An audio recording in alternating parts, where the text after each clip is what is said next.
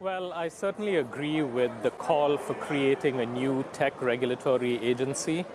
There is some damage to Facebook from Zuckerberg's voting control, but I think spinning off WhatsApp and Instagram is not really going to solve the core issue that Facebook's business model, optimizing advertising revenue, is at odds with a lot of other societal objectives, and simply splitting Facebook up into WhatsApp and Instagram and Facebook is not going to solve that problem.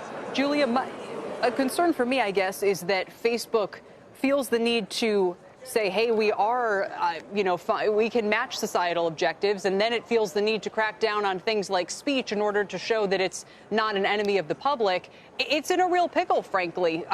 Again, same question to you. I mean, which elements of this critique do you think might move forward?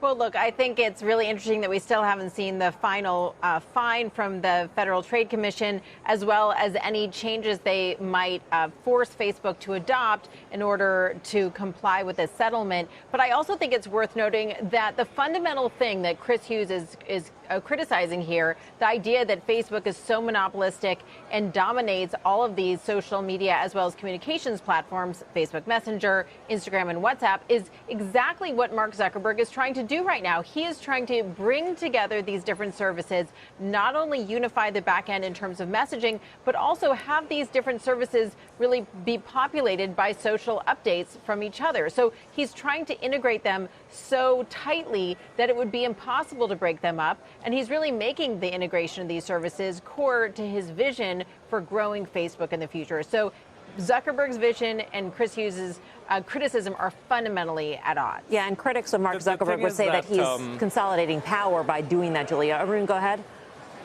No, I think that the breaking up Facebook by itself isn't really going to solve some of the core issues that Facebook has faced criticism for. I mean, yes, Facebook has imitated some of Snapchat's features, and this has put a bit of a damper on competition in the social media space. But the core issues we're dealing with, the fact that social media platforms have led to political polarization, the fact that users have very limited, if not any, privacy rights, none of these things are going to be addressed by the breaking up of Facebook. I mean, it's a good soundbite. I hear a lot of people say it, Elizabeth Warren, Chris Hughes, even my colleague Scott Galloway. But beyond being a soundbite, it's sort of rooted in 20th century economics, where breaking up the company was good for consumers. Over here, breaking up the company isn't going to necessarily be good for consumers. To all those major problems that you outline, Arun, what would you propose?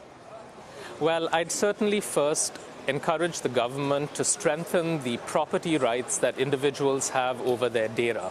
I think this is at the core of the problem. You know, if you break up Facebook into Facebook and Instagram, both Facebook and Instagram are going to compete intensely for ad dollars. They're actually going to hurt privacy more because they're both going to be offering more and more to advertisers. Instead, put in place laws that give users rights over what is and isn't done with their data. Put in place a new tech regulatory body that is charged with sort of constantly updating these rules to respond to new technological developments, and really sort of approach this the way you would approach negotiating with another country. Because Facebook has government-like power. We can't sort of just give them a set of rules and say follow them. That's not going to work. We have to co-design the rules with them and figure out a way for them also to come to the table and be a part of the solution.